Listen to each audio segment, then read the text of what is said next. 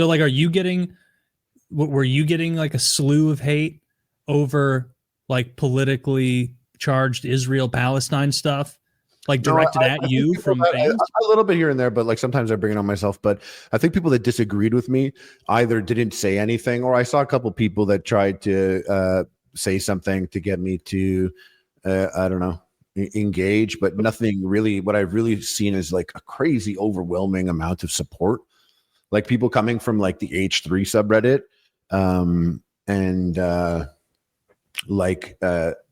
they really, it feels like they have a normal take on things.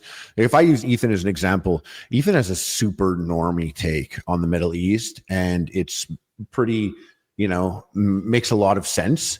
It's a plausible one. And then on the extremes, you have people on both sides that are like, no, fuck them, fuck all of them.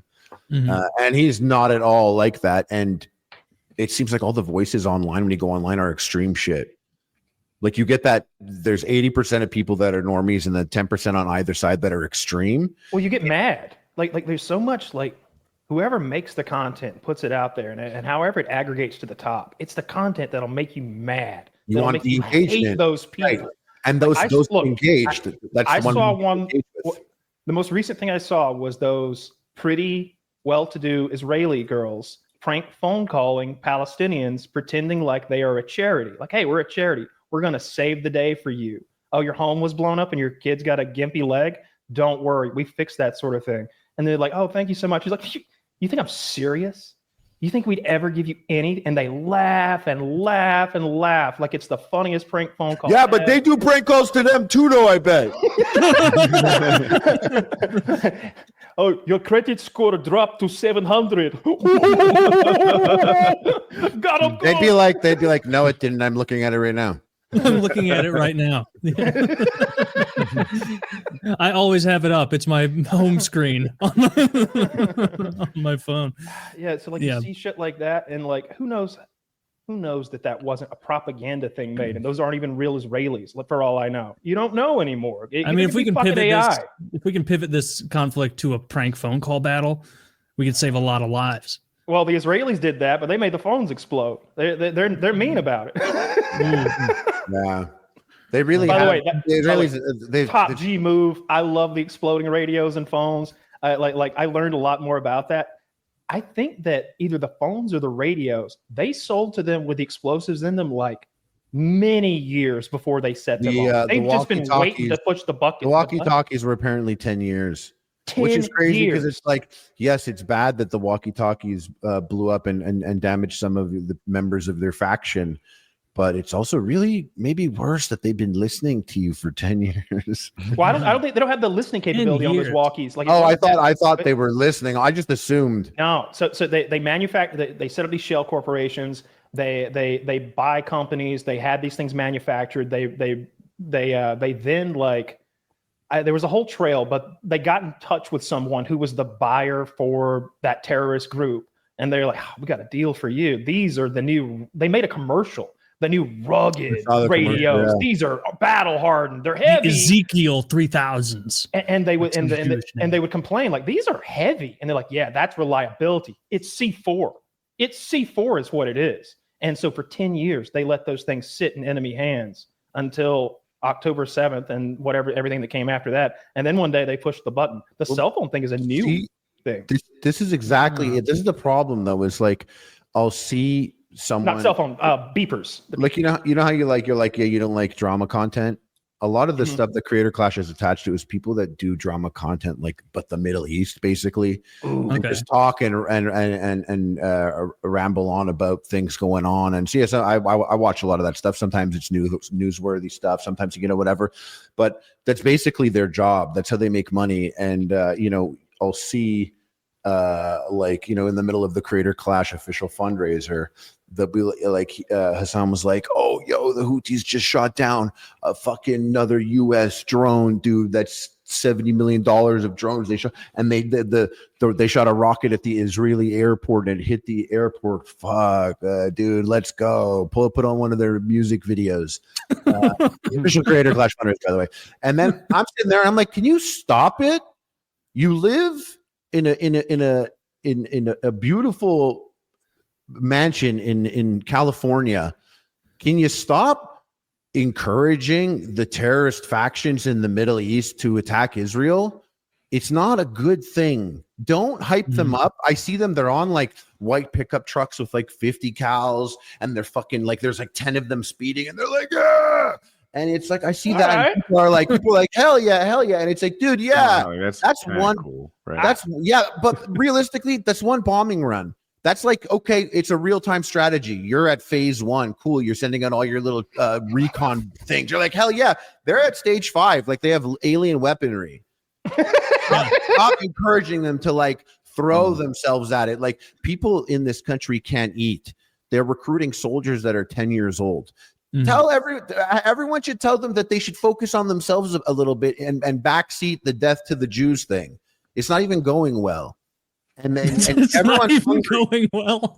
It's going terribly. Everyone's got to stop. They got to stop being encouraged to attack Israel. And dude, you think I want you guys to fit in the bill? No, come on. It's out of your money.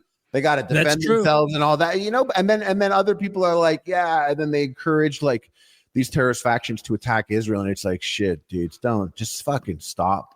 Just leave them alone. Give them that fucking, just leave them alone. Seriously. Like, I think Trump claims the Houthi thing is over. His little press conference was so funny. He's like, talk to the Houthis. They're sorry.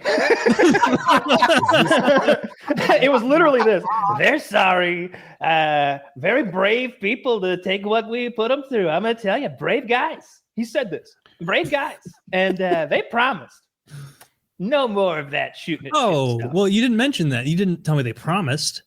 You should have led with that, Kyle. Yeah. Okay. Well, I mean, check mark, problem solved. They promised.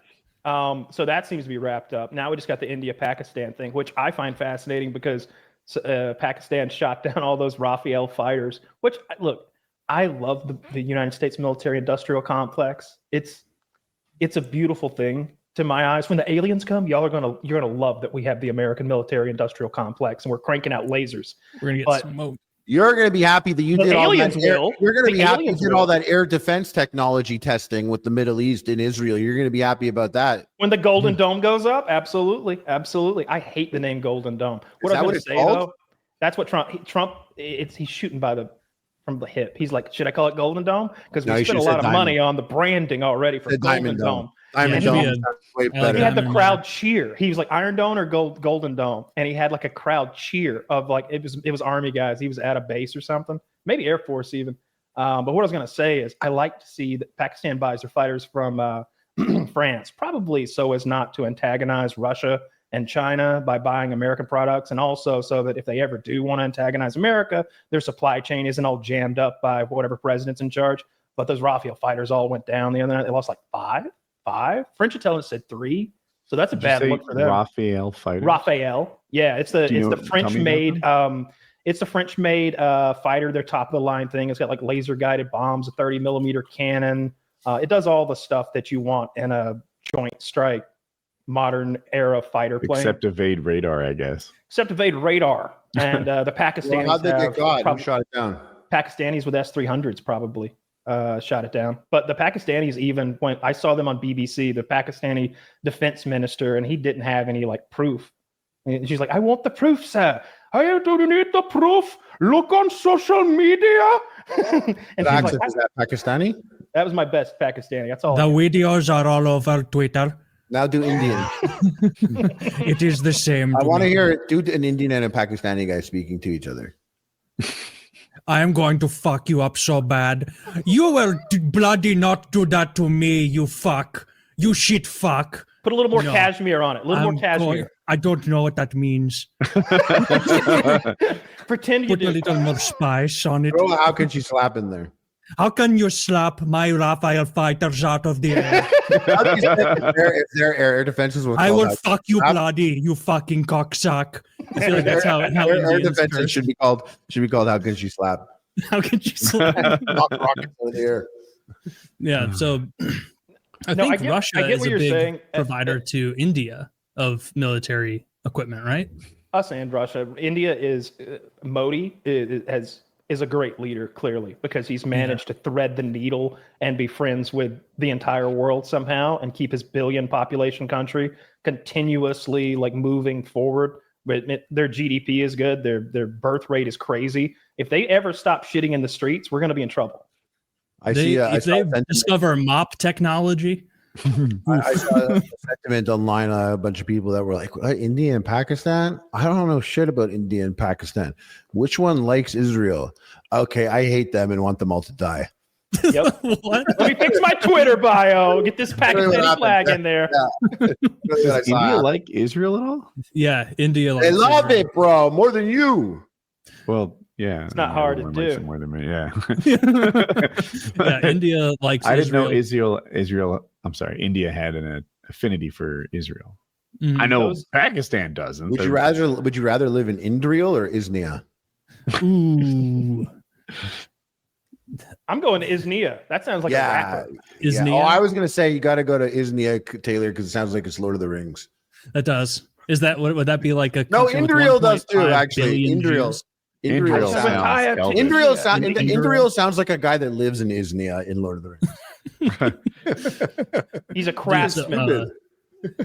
Yeah, I mean, India does seem like it's pretty impressive that they can swing getting a bunch of military stuff from us and Russia.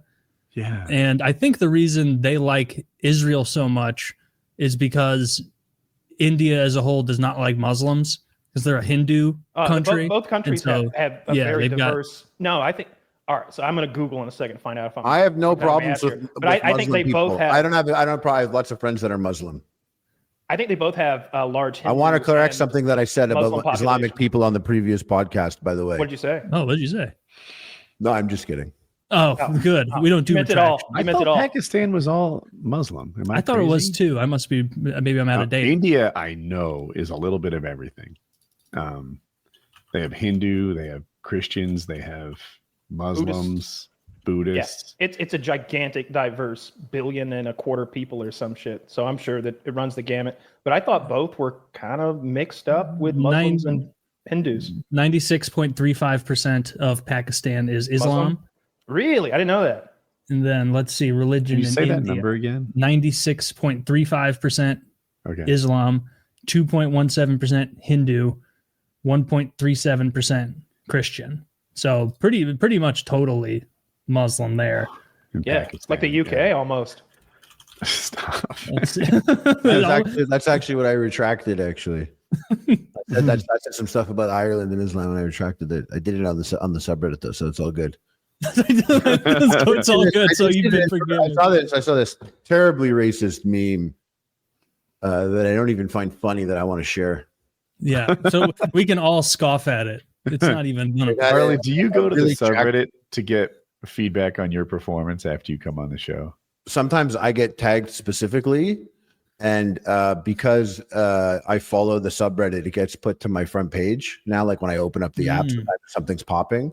I don't go directly after I've been on because I try to not fight on social media as much. And if I go right when I'm on, some fucking dumbass always misinterprets what I said. This fucking idiot trying to piss me off already. I'm about to write a fucking paragraph right now and delete it. Don't piss me off, Woody. Not today. I know it's you I'm fighting. We're both with fake accounts fighting each other. Not today. Not today of all days. On the day we get this new pope. I saw this this meme and a really jacked Indian dude. And it said, the cunningness of a Jew, the numbers of the Chinese, the tech aptitude of a Korean, the willingness to breed of a Muslim. The world doesn't stand a chance.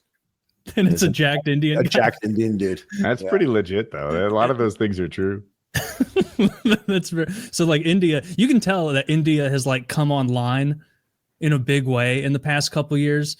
Like just the number of like big just slop posting accounts on Twitter where it will be like just some guy clearly from India, like asking like a leading question. Like he'll post a picture of like the Statue of Liberty and be like, what is even the story here? And it's just trying to bait engagement. And then it'll come out that he's Indian. And it's like, oh, that's pretty funny. This guy's just, because I guess over there, the Twitter bucks are pretty real deal. So they're just trying to gain game the system. That's that cunning. I made money with an Indian dude. He hacked my Facebook a couple years back. Okay. And I ended up getting it back because I had an in with Facebook because I was like doing gaming there for 4 years. And I got it back, and I guess that like doesn't normally ever really happen to them. And I was posting his messages that he was sending from like my account. He had sent like a bunch to some girls like while he had hacked it, and I was posting it. And I was like, "Yo, look at the Indian dude that hacked me, bro. Look at his Riz." And he like DM'd me. They're known for their Riz. He DM'd me and he was like, "My friend, buddy, listen." He's like, don't post that stuff, please.